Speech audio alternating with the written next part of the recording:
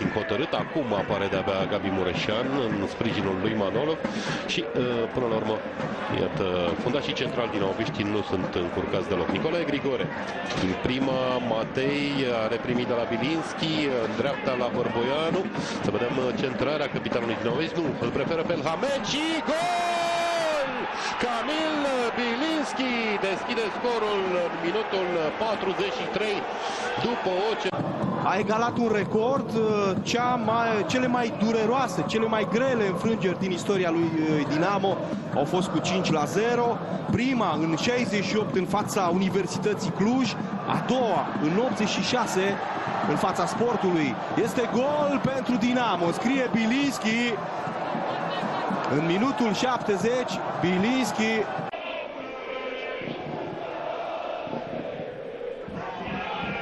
De câteva minute, Lazar și-a schimbat raza de acțiune. E undeva în spatele vârfurilor. Mingea rămâne în teren. Elhamed, șansă bună pentru Dinamo și este gol! Bilinski deschide scorul lui Ștefan cel Mare. Turnat de Crețu, a venit să ajute și Mui Draghici. Crețu este mult mai atent decât a făcut-o în urmă cu 2 etape când și-a dat autogol pe acest stadion. Gol! Bilinski! Dinamo conduce la meci. Din Erico da Silva, iar acum Nicoară, blocat în flancul stâng de Gavril, Colin Sfai și Bubacar. Bărboianu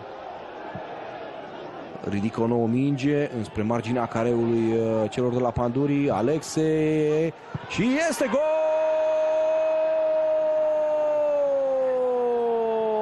Kamil Bilinski în acest campionat. O acțiune prelungită de atac. Mingea rămâne multă vreme în careul oltenilor. Matei trimite lui Alexe, vine și Grecu și hai să spunem că Grecu a reparat acea eroare din minutul 50 care a dus la golul 2 al Pandurilor, participând decisiv. Dinamo în acest sezon. Kamil Bilinski are șansa egalării în minutul 51. Bilinski față în față cu Bălgrădean. Bilinski, gol! Dinamo! 1-1. Penaltiul scos de Alex. Au un gol avans pe tabelă. Universitatea Cluj joacă și cu un nou mai puțin. Acum o pasă bună pentru Lazar. Lazar are viteză bună, centrează acum, pericol, gol! Dinamo! Kamil Bilinski duce scorul la 3-1. De 2-0 pentru Dinamo, Kamil Bilinski. Iată, se dă o mare încredere polonezului. El este cel care va executa. Bilinski, gol! Dinamo! 2-0, minutul 28 al partidei. În toate cele 6 puncte puse în joc în acest retur, reușește să termine fără gol primit. O nouă șansă de gol pentru Dinamo. Marius Nicolae cu spatele la poartă. Mingea este la Bilinski. 3-0. Bilinski face dubla. Pasă decisivă Marius Nicolae. Cristian Cristea. Samuel Cojoc acum. O pasă interceptată de Elton. Bilinski avansează și a făcut mingea pe șut. Acum Elton, minge pentru 3-0. Bilinski. 3-0. Dinamoviști. Cojoc. Greșește pasa, recuperarea lui Bubacar. Cosmin Matei poate declanșa un contraatac rapid. Matei pentru Bubacar. Matei în dreapta, reprimește Matei. Centrarea lui Matei, fața porții, gol!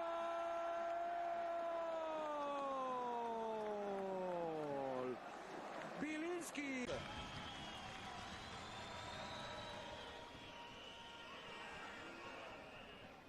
Reușește Fulop să-i paseze lui Codoban. Din nou apărarea gazdelor. Are multe breșe. Thomas era în poziție regulamentară. Să vedem pe Rus. Rus centrează. Golul egalizator vine înscris de Bilinski. 1-1. Parte bună, dacă poate exista una în această criză financiară în care se zbate fotbalul nostru. Faptul că acești puști vor primi mai multe șanse. Bilinski! Gol! Gol fantastic, marcat de Kamil Bilinski după ce a întors doi adversari. 2-1 pentru Dinamo. În cross pentru Bud. Din punct de vedere fotbalistic a suferit o dramă pentru că a cucerit titlul cu CFR Cluj, dar antrenorul de atunci, Andreea Mandoruni, nu l-a inclus pe lista de UEFA Champions League. George Țucudean perpendicular pe poartă, pasează în partea stângă și este gol!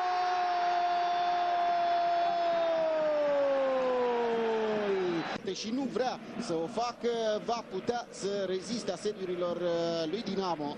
A mai câștigat câteva procente la capitolul posesie Pandurii, 41% în acest moment sunt cifre pe care le avem în timp real, 59 pentru Dinamo. Bilinski, trage Bilinski, gol!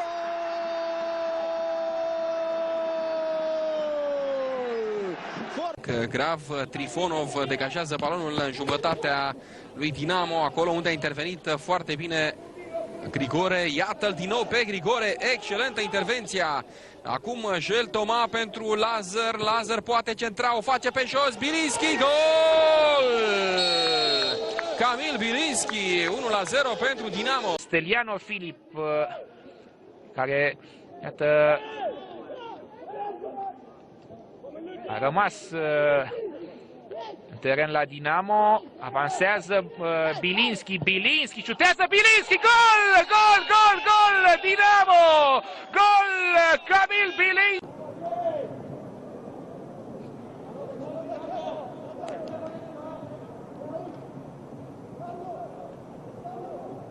La marginea careului Bilinski, bară, ce ocazie pentru Dinamo și este gol, gol pentru Dinamo. Înscrie Bilinski, atacantul polonez venit de la... Aivaras Bražinskas sako, kad reikia tolimą perdavimą į baudos aikštelę, nėra lengva čia pakruojyje, tiesiog slidu už aikštės ribų, perdavimas į baudos aikštelę ir Davidas Arlauskis šį kartą neužtikrintai rungtyniauja ir Kamilis Bilinskis muša įvartį pačioje rungtynių pabaigoje. Davido Arlauskio klaida, kuris tiesiog... Nepaisant visų pastangų, nepaisant pavojingų situacijų, momentų, kai buvo pataikyta ir į skersinį, ir į virpstą, rezultatas vis dar 0-0 ir Žalgiris vėl su kamuoliu. Bilinskis vienas prieš vartus ir įvartis. Egidijaus Vaikūno perdavimas ir Kamilio Bilinskio 21-asis įvartis šį sezoną. Freidgimas. Žalgiriui matos, kad nori to trečio įvarčio, lyg ir erdvių yra daug. Įmušti tikrai yra įmanoma. Bet ar pavyks? Bilinskis. Jam irgi nori su savo įvarčio, smūgiuoja ir 3-0. Kamilas Bilinskis pasiekė savo. Gražiai sužaidžia šioje situacijoje Bilinskis, ar ne? Ir jo aikštėje Tadas Markevičius. Na, Žalgiris, pažiūrėkime, greitas žaidimas ir... Kamuolys 19-asis Bilinskio įvartis šiame čempionate yra. Maršinėlių numeris, manau, atitinka. Dabar įmuštų įvarčių skaičių. Tokia paprasta, elementari situacija, po kurios negalim taip klysti. Ir tokiuose rungtynėse praleisti trečią įvartį, kuris praktiškai viskas nulėmė ekrano likimo šios rungtynėse Žalgiris. Data, tačiau faktas tas, kad jaunieji futbolininkai kada gauna žaisti ir parodo savo potencialą. Dar man pavyzdys Vokietijos rinktinėje. Jeigu pamenate, kada Liovas pasikeitė visiškai jaunus futbolininkus ir rodė štai Nunzi, turi puikų šansą dabar. Ir Kamilis Bilinskis muša savo įvartį šį sezoną. Pagaliau pralaužė. Lieka 20 minučių, lygios su Sūduvai, manau, nebūtų blogas rezultatas. Aišku, būtų apmaudu, galbūt Sūduvai net ir lygiasis iš tos pusės, kad labai daug momentų neišnaudotų liko. Bet iš kitos pusės vis tik prie Žalgirį taškas yra geras dalykas. Čia kaip prarandamas kamuolys Bilinskis. Ten jungiasi Leliuga ir Bilinskis 1-0. 71 minutė. Atsivežė įvartį Sūduva pati savo. Tik pati savo. Jankauskas. Galima sakyti, kad vis tik pagrindinė ta gynėjų pora yra Luka Peričius, Andrius Kerla. Vilniaus Žalgiriui ir Algis Jankauskas tų šansų pasireikšti svarbiose rungtynėse gauna truputėlį mažiau. Čia Bogužas, ojojo, kokia mirtina klaida, Kamilas Bilinskis 2-0. Vartininko įvartis. Grubus. Grubi dabar. Grupių turnyre žaisti vis tik iškovojęs tą kelialapį sportinių principų. Tačiau Žalgiris įveikė 3 varžovus, o dabar jeigu truputėlį nusišypsotų ta sėkmė, tai nebūtų, manau, blogai. O čia tragedija. Na, nesuprantu, kaip galima taip žaisti. Vartininkas nesikalba su gynėjais. Dar vienas skaudų pralaimėjimą. Taip, sakykime, savotiškas pietų Lietuvos derbis su Marijampolės Sūduva buvo pralaimėtas 0-4, bet kitas dalykas, po tų atostogų mes turbūt galime sakyti, kad Sūduva yra gera komanda. Smūgis į vartus ir štai taip. Kamilis Bilinskis antrąją savo galimybę naudojasi idealiai, įvartis numeris 14 šiame čempionate. Tai kuo kanai turėjo krašte. Pirmajame kėlinyje, nors ir nesu aš tas žmogus, kuris labai jau mėgtų nagrinėti skaičius, bet, na, trumpai galime, manau, pažvelgti į statistiką. Taigi smūgiai apskritai šiose rungtynėse. Žalgiris 9, Pjunik 5, smūgiai vartų plotą 4-3. Žalgiris pirmauja, dabar pavojus. Bilinskis!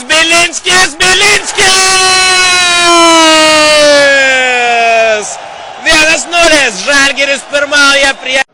Taip, per kojas gauna Mantas Kuklys. Dabar jau pratingai Bedoidze, neleidžia greitai pradėti atakos, teisingai.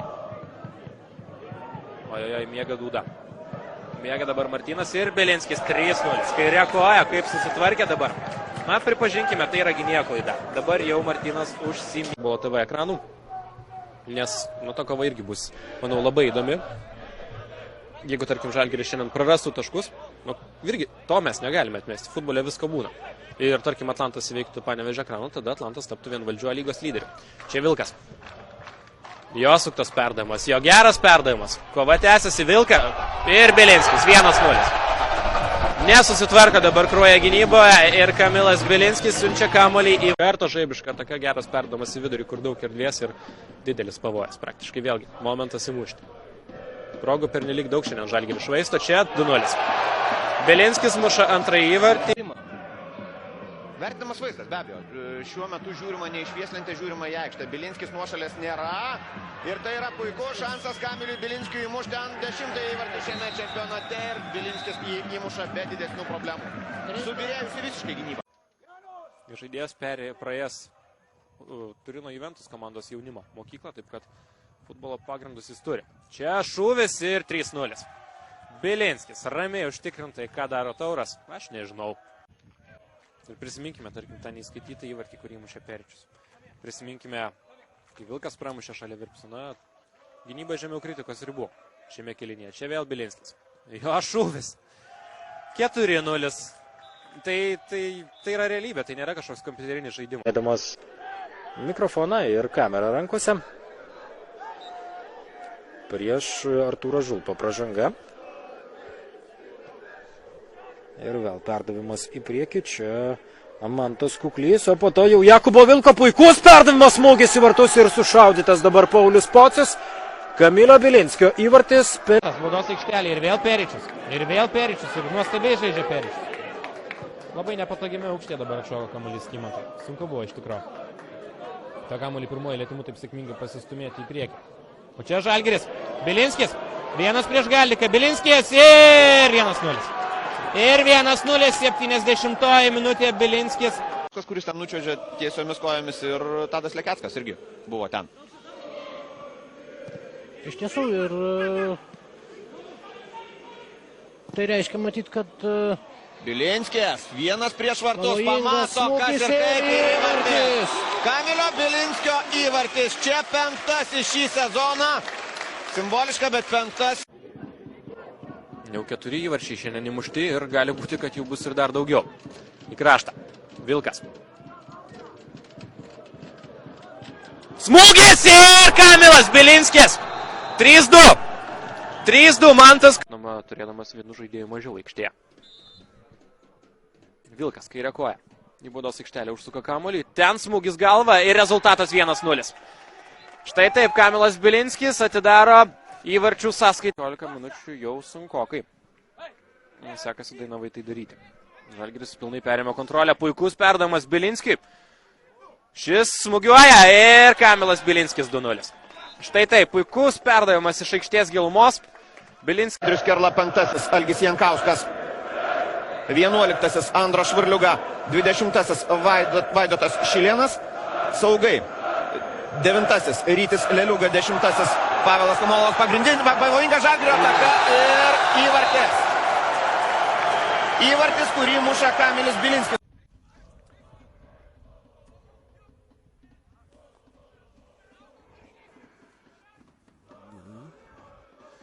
Gražiai žaidžia 10. Ir pirmasis įvartis. Kasgi kitas, jeigu ne Kamilis Bilinskis. Pasiūlys už pergalę prieš konkurentus ar bent jau lygiasią su ekranu. Vėl kamuolys pasiekia puikiai Bilinskį. Ir jau 2-0.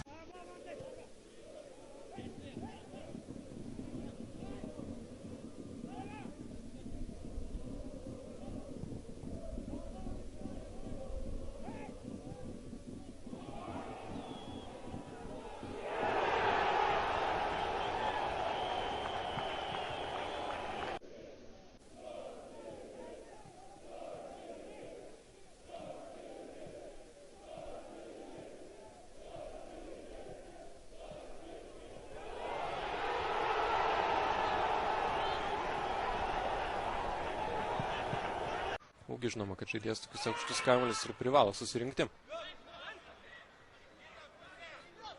Žigalovui kol kas tikrai sunkios rungtynės, čia Krasnovskis. Gali smūgiuoti į vartus ir tai 2-0 Kamilas Bilinskis po Pavilo Krasnovskio perdavimo. Tačiau to šiek tiek neužtenka. Labai geros progos dar pirmame kėlinyje neišnaudoja Vaidotas Šilėnas. Jis buvo atsidūręs visiškai vienas prieš vartininką, tačiau vietoj to, kad smūgiuotų vienu lietimu, bandė tiesiog arčiau vartų nusivaryti kamuolį. O dabar Bilinskis vos pasirodęs aikštėje. 2-1 Žalgiris jau pirmą. Tai vainikavo įvartis ir taip žaidžiant Atlantas, manau, gali mušti ir dar. Tiesa, gali ir praleisti. Komolas. Kraštą Krasnovskis ir vėl kaip gerai žaidžia Krasnovskis. Geras jo perdavimas Bilinskį baudos aikštelę. Kaip žaidžia Bilinskis! Ojojoj! Va čia tai įvartis labai. Saugotų kamuolį savo ekipai. Žalgiris rungtynių pabaigoje be kamuolio. Ganėtinai neįprastas vaizdelis dabar kaip klysta. Kaip klysta svečiai ir Kamilas Bilinskis atakos smaigalyje. 1-1. Iš aštraus kampo Bilinskis. Bravo, bravo, bravo. 2-0. Žalgirio 3-0 pirmasis. Gražinskį į žaidimą Mantas Kuklysta ir daro galimybę Andrėjui Nagumanovui. Vartai tušti, Andrėjus Nagumanovas. Ne, šį kartą įvarčio nebus. Kamilis Bilinskis, galimybė dabar jau jam. Šansas Bilinskiui, smūgis į vartus ir Kamilis Bilinskis muša įvartį. 2-4, atrodo, kad čia jau vis. Komandai tai būtų labai svarbi pergalė. Dabar visos kortos Sūduvos rankos. Svarbu pernelyg anksti neišvaistyti visų savo tūzų. Ir išsaugoti pranašumą. O tai proga. Ir kokio šanso neišnaudoja Radavičius, bet įvartis vis tik yra. Ir Žalgirio gynėjas Egidijus Vaitkūnas. Tiesiog Žalgiris jau neturi kur trauktis, todėl atakuoja visa komanda ir gynyboje lieka 1-2 žmonės. Pekas. Ieško žaidėjų baudos aikštelėje ir tai 2-2. Švelniai tariant, šiek tiek skirtingo pajėgumo ir meistriškumo komandos. Tačiau kol kas žalgiriečiams niekaip nepavyksta pelnyti antrojo įvarčio. Na, tuomet būtų jau tikrai ramiau, nes vienas įvartis ką gali žinoti, bet kada ir ar po standartinės. Oi, kokia puikiai situacija ir koks gražus įvartis. Galva dabar siunčia Kamilis Bilinskis kamuolį į vartus. Vis dėlto brendo įvartis.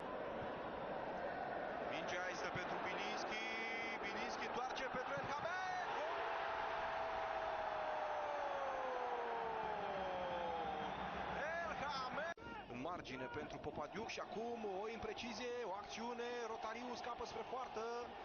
Șansă bună de gol pentru Dinamo, vine Gicu Grozav, Grozav, gol! Tik pagerbti už kovingumą. Pekas. Gauna kamuolį atgal. Vėl Pekas. Tikrai neblogas jo perdavimas. Bilinskis į baudos aikštelę, tai šansas!